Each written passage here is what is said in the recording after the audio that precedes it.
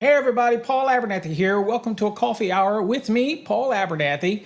On today's episode, we are going to talk about branch circuits to motors, a single motor, and we're going to kind of explain a little twist that sometimes can appear on an electrical exam, but you most certainly have to know how to do it in the field, is what happens if we have an elevated ambient temperature.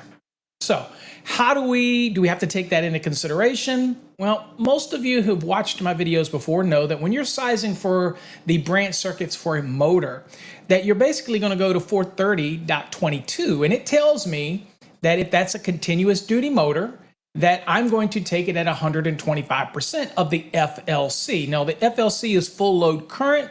That's what we're going to see back in the tables that are in the back of Article 430. 247, 248, 249, and 250, those are specific tables that have the FLC value, the full load current, which is different than the amps that are on the nameplate, which we refer to as the FLA, to make it easy to distinguish. But those that are on the nameplate have power factor figured into them, things like that. So we're using the FLC for sizing conductors, okay? So we're gonna be looking at that today and kind of breaking that down, but different than what we've done before, whereas typically on an exam, they're just gonna say, here's the motor's FLC, what are the size of the conductors? And you're gonna go, okay, well, they can't be less than 125%, because that's what it says in 430.22. But what about that ambient temperature? And again, many people think that, well, since it's in 430, that we just get to ignore the ambient temperature. Or if you had more than 3 current carrying conductors, do you have to make some type of adjustment? And the answer is yes to all that. The conductor is still the one that's exposed to that condition of use. So we have to do something for that. So what we wanted to do in today's coffee hour right there is we're going to talk about what happens if we have a temperature correction that's involved in our traditional branch circuit that's going to a motor. So I wanted to give you that little quick lesson today here, Labor Day weekend. So let's go on and get into our lesson.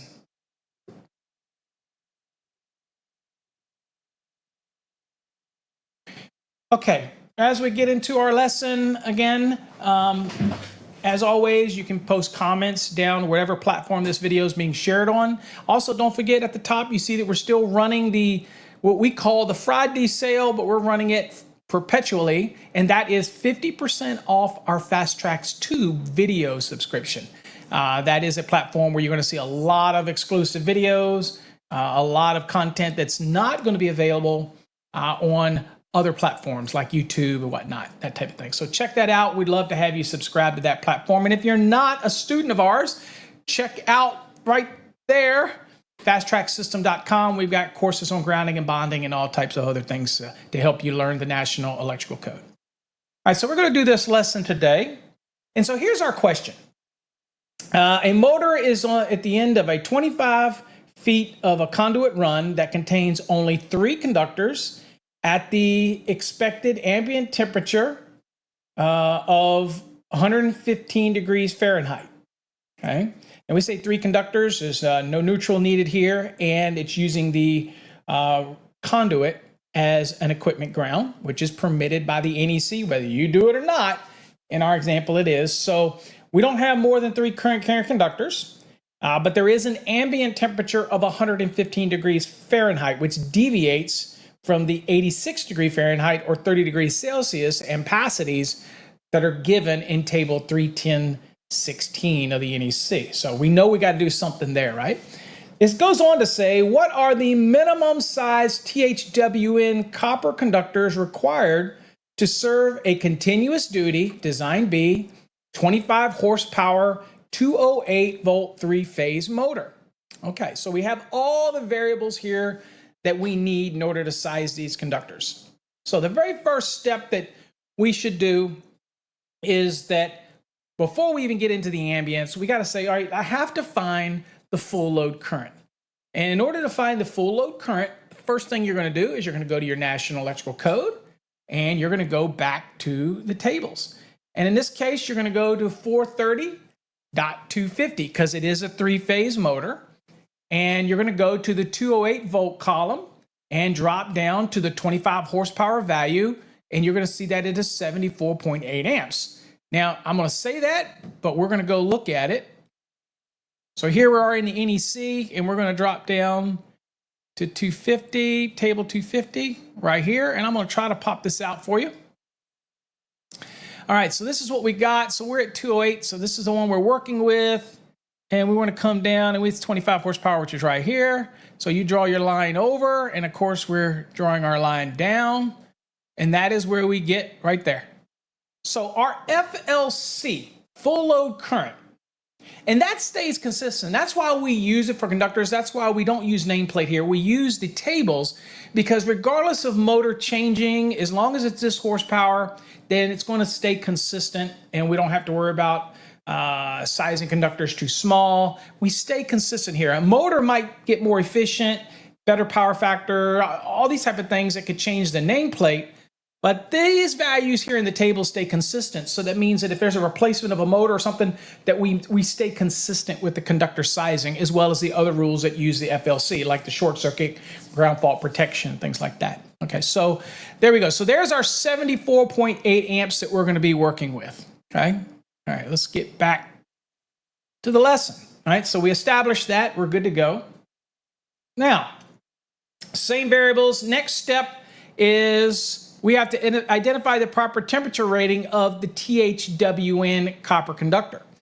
Now, this is interesting because THWN, y'all know the T stands for thermoplastic, H stands for heat, W stands for wet, and N stands for nylon. Okay, so this differs from THHN in the fact that there's no W in there, and THHN has two H's. And two H's means high heat, means 90-degree rated insulation. One H means 75-degree rated insulation. Now, you're probably all familiar with the wire that you buy. It'll be THHN/THWN-2. Well, that -2 signifies that it is also 90-degree rated insulation, which is important when we're doing a ambient correction here later. But in our case, it's only THWN. So what that means is that it is only rated at 75 degrees C.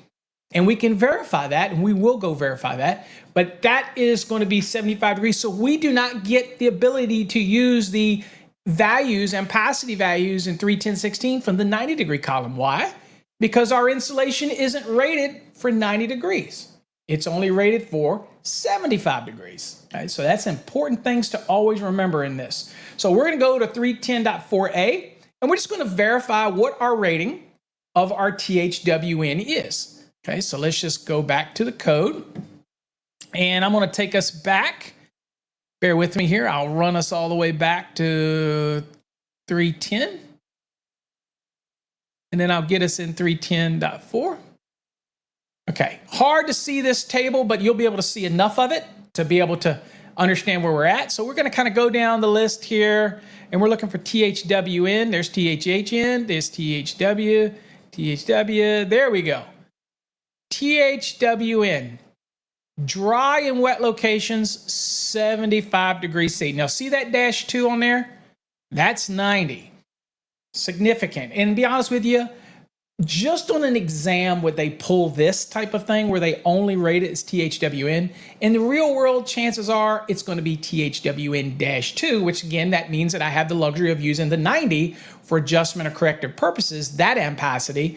At the end of the day, still can't exceed the rating of the terminations, which are in this case, is going to be 75 degrees C anyway, but it gives you more room to work with by being able to use a 90-degree ampacity than what we're going to be locked into, which is the 75. Okay. All right. So that kind of establishes that. So we know what we'll be working in. So we're obviously going to be right here in this 75. Okay. All right. So let's move on to this. So as the results is 75 wet or dry, 2023 NEC. Again, whether you're following in an earlier edition, it's still 2020 code. It's still going to be 310.4a. If you're in the 2017, it's probably going to be 310.104 in the NEC. Okay. Same information, just kind of got moved around a little bit. All right. So now we've got all that. We're putting all the pieces together. The next thing we go is, okay, let's deal with this ambient correction, right? So we're dealing with 115 degrees Fahrenheit. So we have to select the proper correction value to be used in our example, because yes, we do have to take the ambient. You can't just discount it and get rid of it, disregard it. It's still a condition of use that we have to take care of. Now, notice we don't have more than 3 current carrying conductors, so we don't have to worry about that in our equation, but it would work the same way if it was in the equation. Same way that we're going to work this one. It's just you would have both in play rather than just one item in play. Okay. All right, so we're looking at 115. All right, so what we're going to do is we're going to go to table 31015B11. In the 2020, that's actually the 2023 edition of the NEC, but it would be 310.15B1 in the 2020 edition. Doesn't matter. It's going to be the same location. So let's go do that. All right, so I'm going to go here and let's go to 310.15. And I'm going to get us down to, all right, so here's B11.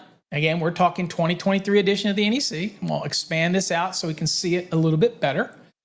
And so in our situation, we're dealing with, obviously, we're other than 30 degrees Celsius and 86 degrees Fahrenheit. So we have to make this ambient temperature correction. So we're dealing in Fahrenheit. So we're going to go to the Fahrenheit column, which is right here. And we're going to go down. And it looks like we're right here. We're at 115, so we're 114 through 122. Now, here's where people get confused. If we were using 90 degree rated insulation, then we would be able to use the modifier here. But we're using 75 degree rated insulation. Remember, this is based on the temperature rating of the conductor. So we're still locked in the 75 because our conductor's rated 75.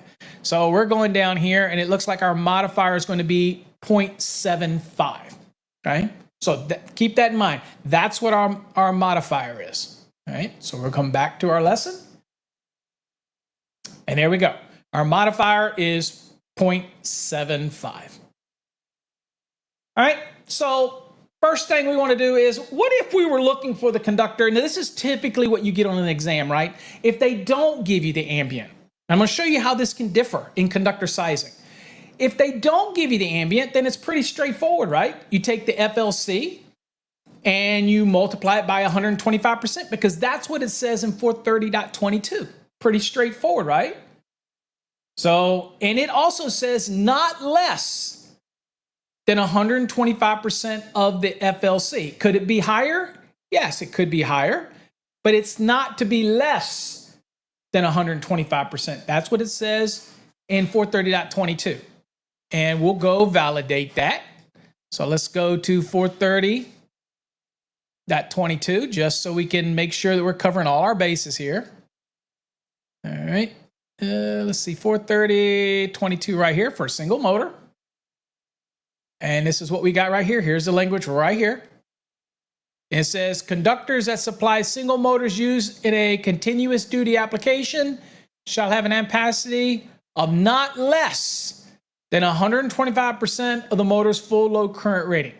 Okay, so whatever happens, even after we do some adjustments or corrections, we still have to have a conductor with an ampacity value that is 125% of the FLC. So no matter what we do, it can't be less than 125%. The conductor's ampacity can't be less than 125% of the FLC. And as you saw earlier, we already know what the FLC is. So easy peasy for us to start working this. So I wanted to validate that in 430.22. Okay. All right. So if you remember, it was 74.8. That was our FLC, and we're going to multiply that by 125% because that's what it tells us in 430.22. So I'm going to do it here just to make sure our math is right. And that gives me 93.5 amps. Okay, so I have to have a conductor that has an ampacity under the 75-degree column because we're working with the limitation of the conductor, which is THWN. I have to have a conductor that's at least 93.5 amps. Now, on an exam, if they don't ask you about the ambient or there is no adjustment for a number of current conductors, then it's simple, straightforward, right? Then you would just go to the 75-degree column and you would choose a 3 copper, which is good for 100 amps. Easy peasy, right? Okay, that's probably what you'll get a lot of times on your exam. But what if, and in our question, we have an ambient we got to take into consideration? Must take it into consideration. All right, so that means that if we were to take that 100 amp conductor, which a 3 is good for, and now we use the multiplier for the ambient correction against that, what would that give us as an ampacity? Well, 100 multiplied by 0.75 will give me a conductor that's only good for 75 amps. Well, that's less than the required 125% conductor sizing based on 430.22. So we already know that's not going to work for us because of our condition of use, okay? So just remember the two. On an exam, if they don't ask you for the ambient and they don't say anything about more than 3 current conductors, this is it right here, straightforward. Now, of course, also, this actually came from, this is NEMA. It shows the different designs, different motors, and all this type of designs and all. All this stuff's available from NEMA, but you can also get it from what's called the engineering toolbox as well. If you're interested in seeing the different ratings, the different designs, all the stuff, you can even screen capture this if you're interested. This kind of just shows you some of the design. All right, back to our question. All right, now that we have the ambient, we're going to work this thing how it's supposed to be worked. So that FLC is 74.8 amps. We're going to multiply that by 125% because we know that that's our starting value. We can't be less than that. And then we're going to use division to go up and look for a conductor. We use division at this point to go up. Now, once we have the final number, we can use multiplication to check our work, but we're going to use division to work our way up. So in this case, it's 74.8 amps times 125%. I'm going to do that with you here. So 74.8 times 1.25. That is 93.5, which we've already done. And I'm going to divide that by 0.75. And that gives me 124.66, which we're going to round to 125 for simplicity's sake, because that .66 ain't going to do us much good. All right, so 125 amps. So now, we would now go where? We're going to go to 31016, and we need to go to the 75-degree column because that's our terminal limitation. I mean, that is what our conductor limitation was because we didn't use 90-degree rated conductors. We used 75. So let's go to the code really quick. And I'm going to go back to 31016. And let's get to the ampacity table. I'm going to throw this up on the screen as big as I can make it. All right, so we're in copper, so we're good. And we need to come down here and find under column, 75-degree column here. We need to find a conductor that can handle 125 amps. All right, well, it looks like it's right here, and that is a 1 gauge, which is 130 amps. Okay, so how do we check our work to make sure that after the ambient correction, this conductor is now worth 130 amps. After the ambient, are we still going to have enough to be at least 125% of the FLC, right? So let's see what that is. So let's do this. So let's do the 130. Now I'm going to use multiplication because we're looking going down, time 0.75, and that equals 97.5, right? Well, 97.5 was perfectly fine because if I go back, let me take you back to the lesson. So we have 97.5 conductor. And if we scroll back here real quick, we see we needed to have a conductor that at least handled 93.5. So obviously 97.5 is good enough to be able to handle it.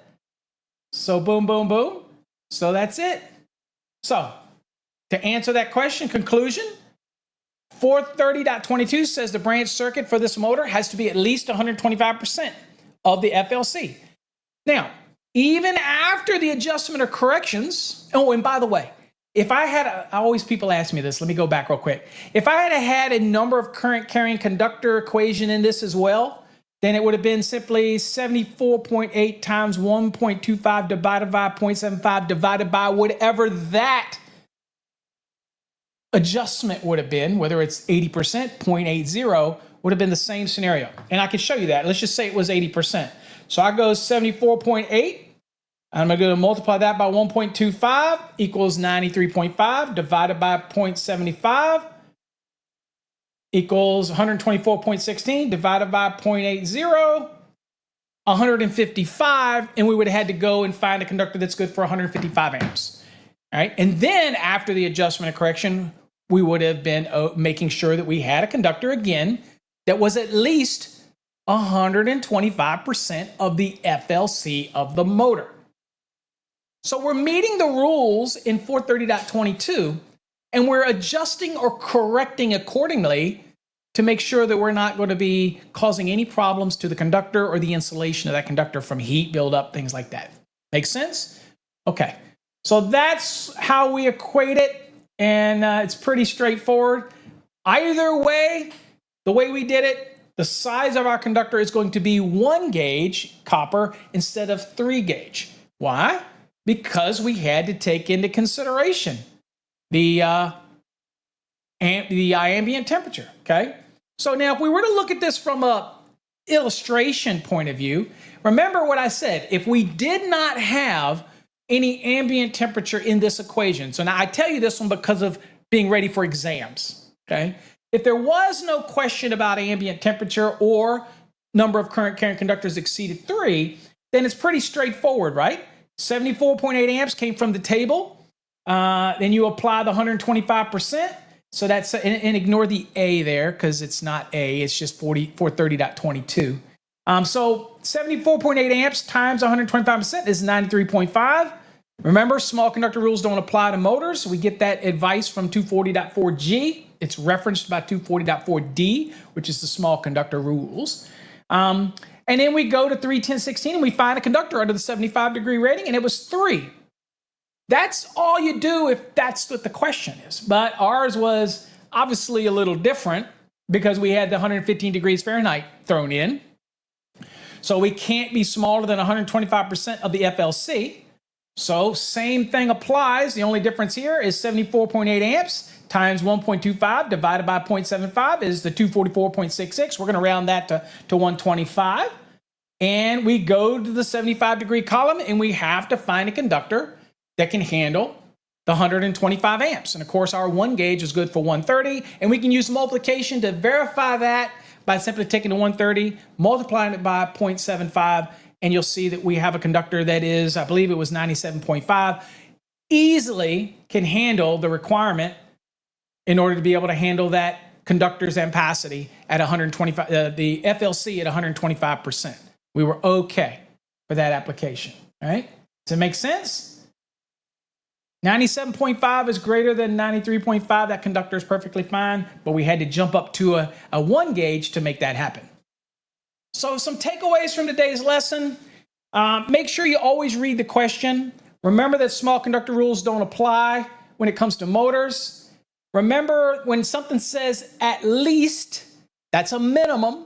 Okay, so when it comes to those motors branch circuit, it says has to be at least 125% of the FLC. At least, remember that. In most electrical exams, they're probably not going to have a condition of use like more than 3 current conductors or an elevated ambient, but you know how to do it now, so you'll be prepared for that if you have to.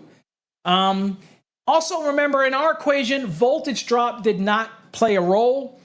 People want voltage drop to play a role in motors all the time, but you remember motors have overloads. So even if it was a condition, it's not going to overload the conductors. So now, should you take voltage drop into consideration? That's a very prudent thing to do, but it played no role in this exam question. And typically, even for these applications in the NEC, voltage drop is a recommendation, it's not a requirement, okay? Except for sensitive electronic equipment and fire pumps. Other than that, it's just good electrical design, that type of thing. But again, on an exam, they should not mandate you to do voltage drop because it's not a mandate in the NEC, unless it's those conditions I just said, fire pumps in a sensitive electronic equipment, all right?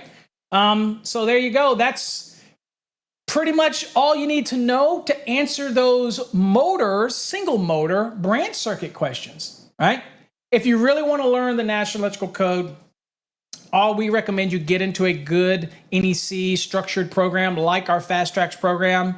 You can watch videos on our program to see how it is on our website. The URL is right there. Check it out, fasttracksystem.com. Also, remember, you can get 50% off Fast Tracks Tube. It's going to be blowing up. Y'all all are aware that our new studios in Virginia, we're going to be doing videos weekly, multiple videos, a lot of training, and we still got stuff we're releasing for the rest of this year. Check it out. Best value, cuts the price in half, and you also get access to the Wednesday night sessions every 2 weeks by being a member of Fast Tracks Tube as well. Even if you're not a student, you can come to the Wednesday nights and join in and learn something in the process. So, hopefully you got something out of it. Very quick video explaining ambient temperature correction and how you would apply it and how to do the calculation even if that wasn't a condition. It's pretty straightforward. It can't be less, the conductors for a single motor can't be less, a continuous duty motor can't be less than 125% of the FLC. You do not use the nameplate amps when you're sizing conductors, okay? All right. Hopefully you got something out of this, folks. Till next time, thanks for joining me on a coffee hour. I guess it wasn't an hour, but hopefully you got something out of it. Till next time, stay safe.